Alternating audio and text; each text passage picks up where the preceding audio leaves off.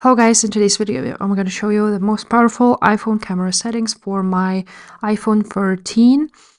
And you want to go ahead to your settings, scroll down until you see camera option, click on it.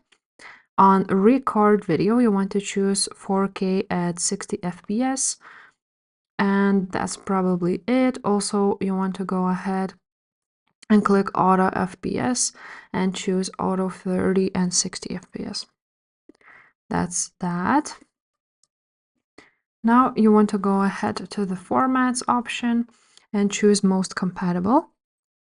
Now you also want to go ahead and turn on grid and level on composition, also mirror front camera and view outside the frame also you want to turn on. And also lens correction should be turned on. You can also choose a photographic styles.